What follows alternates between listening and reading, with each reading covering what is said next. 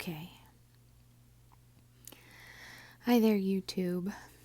This is Ariel E with Delta EM Wellness, and I am going to do a video in the dark. Feeling called to tell my story, but also do it in the dark.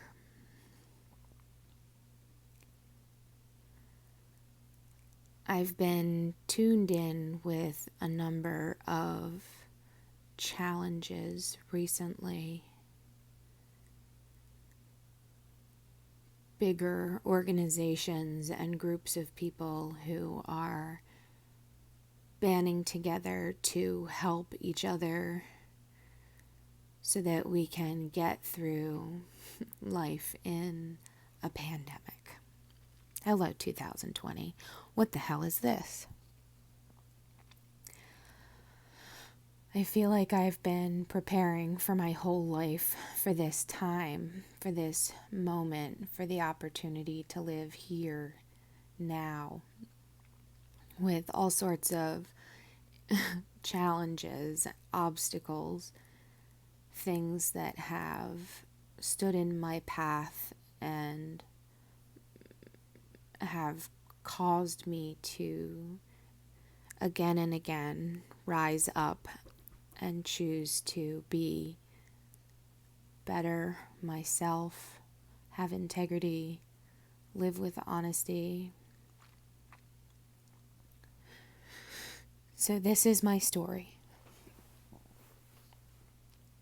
I was born in 1986 to very loving parents who each in their own regard had not been wanted. They were born just after the Great Depression, and their lives were not easy for a number of reasons. Also, just challenges to overcome in the world. Lucky for me, they both had and have intense compassion, empathy, awareness, interest in education, and creativity.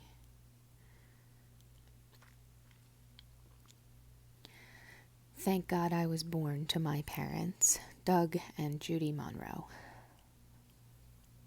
I was born in September of 1986 in Philadelphia. I lived in rural southern New Jersey with my brother, who was 2 years older than me. As soon as I was born, when he came to the hospital, he said, "Put it back." Those were my brother's first words at meeting me.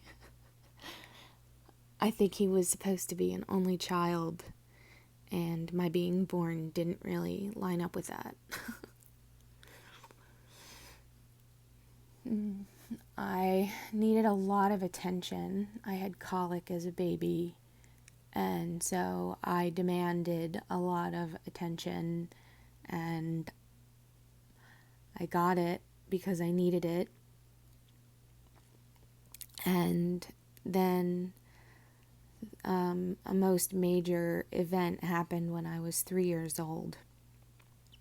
I was molested by my babysitter's son, who at the time was 19 years old. I was 3, and he was 19. My parents did stop sending me to that babysitter, and they took me to the doctor to make sure that I was physically not harmed. Thank God I was not. But it regressed me in a number of ways, made me very dependent and very clingy and needy as a child. I spent a lot of nights crying myself to sleep. I took about 5 baths a day on all of my childhood until I was about 18 years old living at home, I used to obsessively wash myself to try to wash off that feeling of dirty. And what's really interesting is that I was always a really happy, bubbly child despite that. I give a lot of that up to my parents because they allowed me to talk anytime that I needed to, express my emotions, and try to put into words things that I was thinking and feeling. The anger that I had toward my molester, toward my babysitter, toward my parents over the years for letting it happen, toward the government for not doing something somehow. And when I was 12 years old, there was an incident in my home that brought DIFUS, the Division of Youth and Family Services, into our house and got visited at school by some social workers, and I talked about what had happened to me. And at 12 years old, I started going to therapy, and I also decided that I would take my molester to court. As a really challenging part of my story, I did take my molester to court, and he first was tried in front of a jury. The jury was hung. They couldn't decide what was right and what was true. And so there was a second trial that was closed with a judge, and also the judge all by himself couldn't decide, couldn't prove the guilt of my molester. And so he walks free. I had a lot of anger, frustration, distrust with the system, with the powers, with people who claim to represent justice but are not capable of bringing it. And I found a lot of distrust basically for the world because I couldn't trust the things around me. It's really challenging. Over the years, it took me a lot of years. I went to school. I always broke the mold. I never did anything according to how it was, like what normal is. I was always weird and always an outsider, kind of. But I also was very open and very vulnerable and shared my experiences with other people. So lots of people opened up to me and shared with me their trauma and their experiences all throughout life, giving me the ability to grow and hold space for people and really work on my empathy muscle.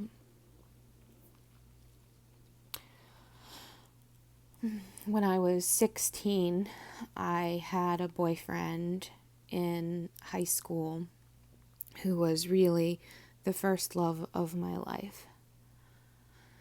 He was a foreign exchange student from Russia, and we became really good, close friends. I said that I wouldn't fall in love with him. And of course, just like movies, when we say we're not going to do something, it almost always winds up happening, and sooner rather than later, because it's like we've enchanted a request. The universe does not hear the word don't or won't. I wound up falling in love with Arthur, and at 16, my wonderful, crazy parents let me travel to Russia to visit him. And when I came back from Russia, I realized that the world was so big and that there was so much to learn and so many people to interact with that I didn't want to go back to high school, because the minds were so small and the experiences were so limited. And I knew that I had more potential and that I had such big dreams that just weren't going to be achieved by listening to what the public system had to offer me. I had already been shown multiple times that the system doesn't have my best interest in mind. So, with the grace of my parents, they let me drop out of high school, and I started going to Gloucester County College in southern New Jersey, Gloucester County, when I was 16 years old. I didn't have a high school diploma. I didn't have a GED. I started taking classes when I was 16. When I was 18, I got a letter from Gloucester County College telling me that if I did not get my GED, that they would not let me get my associate's degree. So I went ahead and got my GED and chose to take on an associate's in science, which was especially challenging because I didn't have the math and science from high school. And of course, I always struggled with math and science, really because I hadn't had exceptional teachers. Thank God for teachers who really give a damn, because then I wound up having some math teachers who were able to reach me and teach me statistics that I absolutely loved. It was amazing, really being met where I was and being taught in ways that I could comprehend at my speed. I felt so lucky, so fortunate. I graduated from Gloucester County College when I was 19, and I had gotten accepted to both Rutgers and the University of Delaware prior to achieving my GED, high school diploma, or associate's degree. They told me I was very good at writing and speaking, getting my ideas out. My first real job was at Friendly's restaurant in Bridgeton, New Jersey, where I met a guy who was a few years older than me and had some education, some life experience, and he really wanted to take care of me. I thought that he showed me. I thought that I knew what love was, and I had no idea. I'm so grateful for Brian Nocenti Jr. He put a very expensive diamond ring on my finger, and it just wasn't the right time. I had to experience the University of Delaware and being told that I couldn't get into a communications major because my GPA wasn't high enough. Because I was balancing family and life and a job and school all full time. It was a blast. My GPA was like 3.4, but not high enough to get in to communications major at the University of Delaware. So I cut my losses and applied to Rutgers literally a day too late. So I wound up going to Middlesex County College for a semester while my relationship unraveled with my fiance.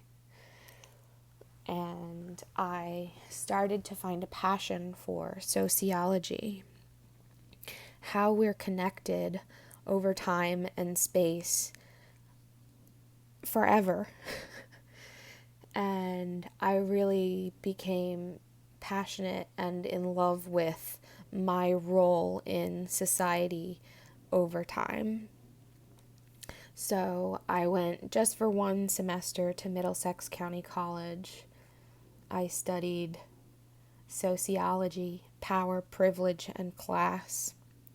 I studied linguistics, got introduced to Dr. Steven Pinker from Harvard, started thinking about neuro-linguistic programming, the thoughts that we think, things that are intuitive or not intuitive, how we form the words and the ideas and the thoughts and the feelings about ourselves, and then how we communicate that with ourselves and with others.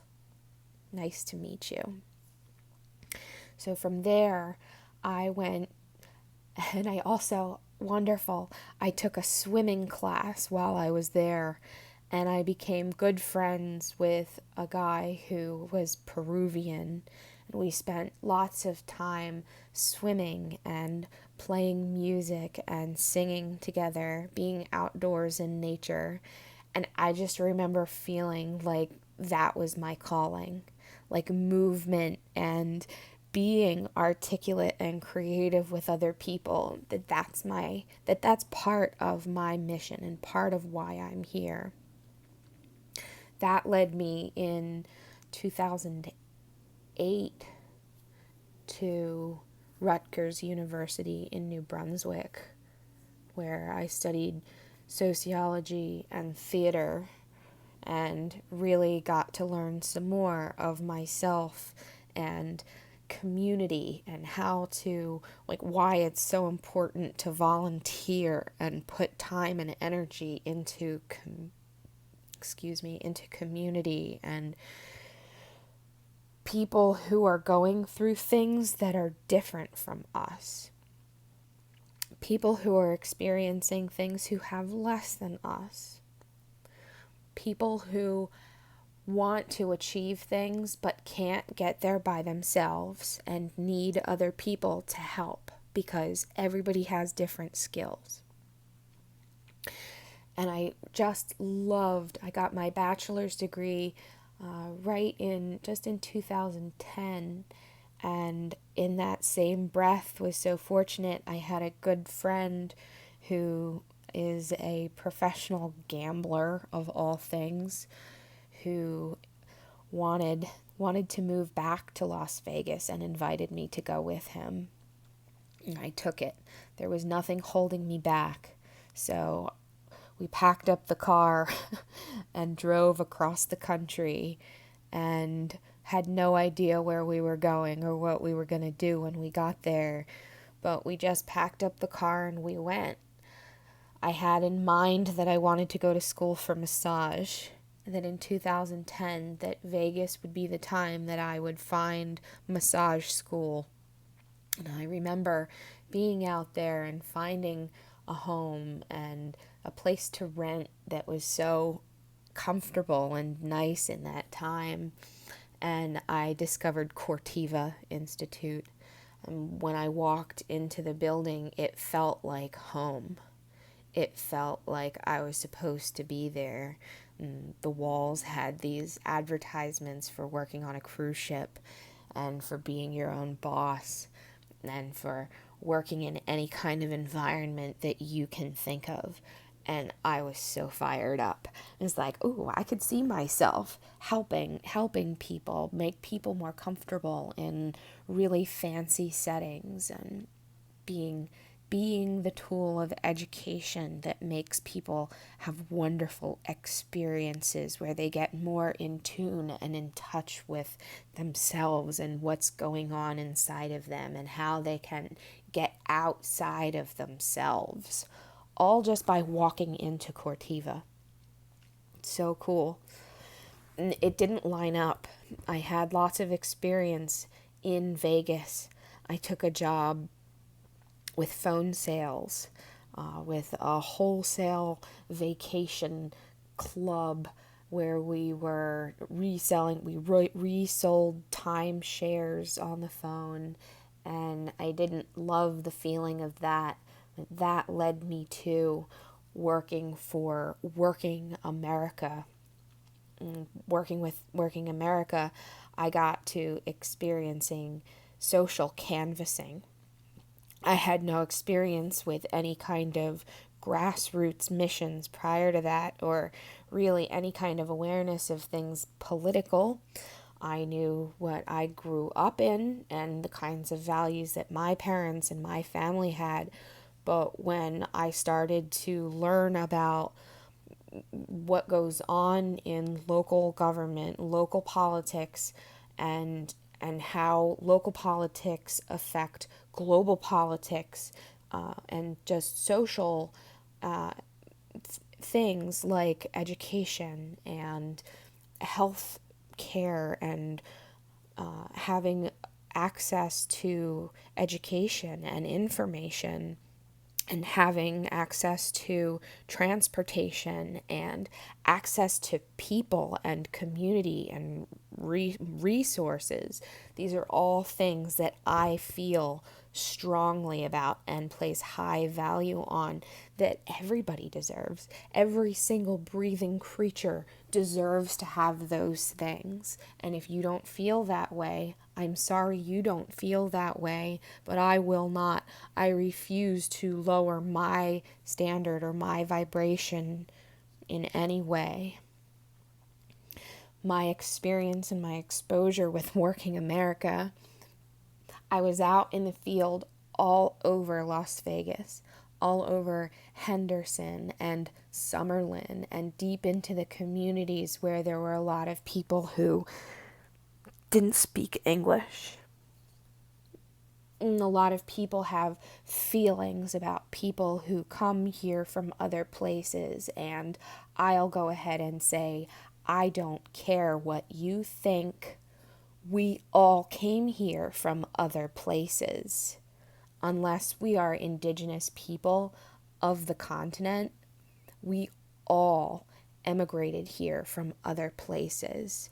So it's necessary and important to think critically for ourselves and look out for the global people, because we each individually are the ones who are in charge of that.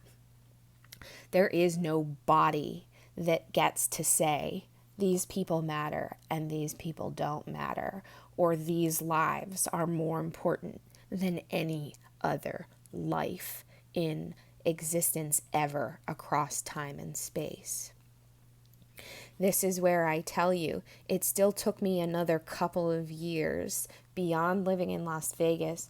Once I came back to the East Coast, I had some family crisis and some opportunity to come home and help my parents overcome some struggle in their lives.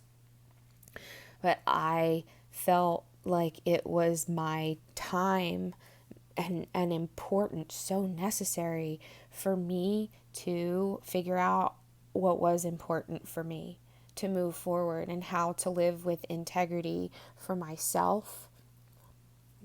Where do I want to spend my time? How do I want to spend my money and my resources? Where do I want to put my mind space? The realty inside of our head should be the most pricey out there. There should be nothing more important than what we have going on. What are we feeding ourselves? What are you feeding yourself? Does it support you and what you actually stand for and want in your life.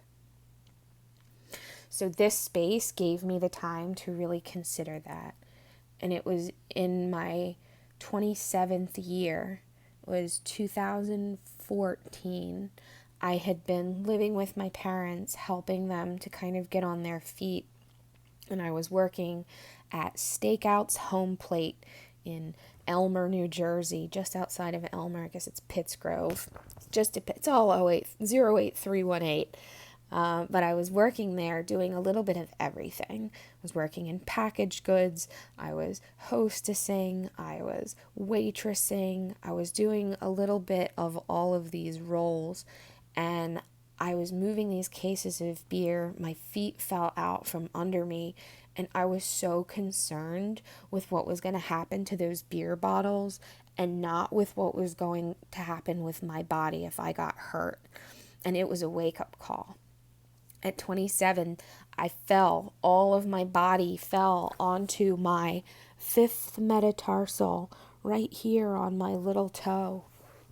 And it shook me up. It shook my whole world and made me really think about, if I hurt myself and I can't go to work to make money, how am I going to help myself? What do I do if I can't make money for myself? And especially doing it with something that makes me feel really good about about where I'm spending my time and energy. Make me feel good about going to sleep at the end of the day. So I really shifted gears. And what happened was that I took my power back. As a result of that injury, I ended a toxic long-distance relationship. I figured out how to buy a car without having any real money, to prove anything. I found Cortiva Institute again in King of Prussia, Pennsylvania. I ended that relationship, and I was like, I ended some relationships with myself, within myself, deciding that this is for me. If I don't do it for me, nobody else is going to, so I have to. So I moved to Pennsylvania. I found a way I lived with one of my catering bosses of 16 years and her husband. Thank God for Nick and Moo. Thank God for Nick and Moo. But I moved in with them, and that allowed me to put 100% of my time and energy into soaking up massage school. It was $11,000 that I didn't have. I didn't know how I was going to pay it, how I was going to afford it, on top of all of the education that I had before, that I still didn't know how I was going to pay for it. But I had faith in knowing that massage was going to lead me to something better, because I've always been passionate about physically helping make people more comfortable, helping people feel comfortable in their minds, teaching people how to be comfortable and get rid of shit that isn't theirs. If you have something, if you have a goal, if you have somebody else's voice in your head telling you that you have to do a thing or be a way or look away or act away, that if you don't do those things, you're not good enough, stop listening to that. The only person that you need is you. It's the mission, the voice. Only you can decide what's best and meant for you. It's great to have other people's advice, to have somebody else say, yeah, this is how I did it. But ultimately, you are the only one who goes to sleep at night with what you did, how you spent your time, your thoughts, your energy. It's integrity. What are you doing? So within 27, I started massage school, and I totally uprooted, upshifted, up-leveled everything. And I really started to hold on to and hone in on something my dad told me when I was very young, and it's so much. You are the company you keep. I don't care where you are, how much access you have to these 5 people, like 5 people that are closest to you. If you're talking to them, looking at them, listening to, like, absorbing their content, you're going to become like the 5 people that you spend the most time with. I figured that out, and I figured it out the hard way. And like the trick and challenge of letting people go and cutting people out who don't help you and make you be a better version of you, say bye-bye. Thank you very much for your time, and bye-bye. But at 27, between 27 and 28, things happened in me from massage school and becoming aware of really the self-soothing and self-care and self-love that is the way to happiness. It's the way to joy. It's the way to success. And it doesn't come from anything external to us. You can have all the things, you can have all the money, you can have all the experiences, but it's about, like, really you. It's what's in you. The stuff that people can't take away. So, I started to figure out that it sounds like body work.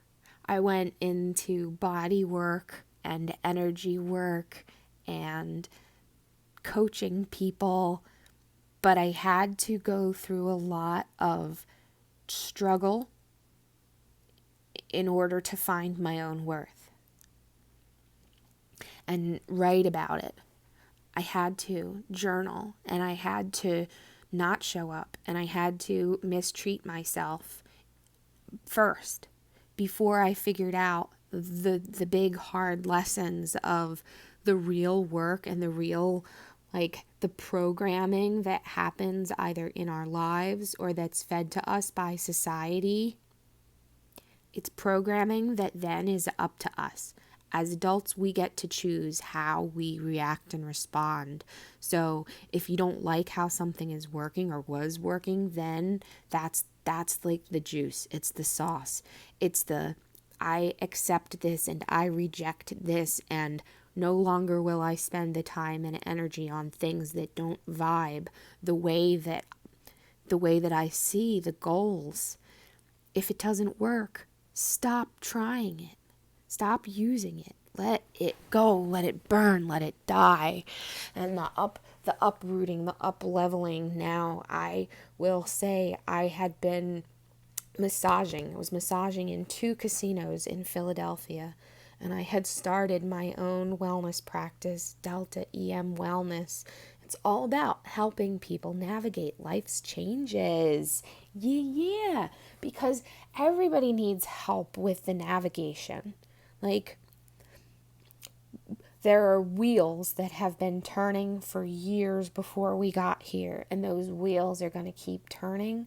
Some of the stuff is antiquated and broken, and then some of the stuff is good, and we can take what we like and what we can use, and then the rest of it should be burned down to the ground and recycled into the earth so that the energy can be used to fuel, so that the gross, gunky, funky shit can come into light in a new way, with new power and with new ideas and ideals of, this is my value and this is what I demand. I will not go back.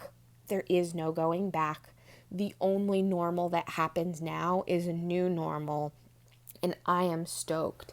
I'm on fire to be my most authentic self and show up every day, because it's not going to happen any other way. I hope you'll join me. I hope you'll jump in and follow me. Light your own fire. Set it. Tell me what it looks like. You're invited, you're challenged, and I send so much love, so much support as you walk through and figure out what works and what doesn't. I love you.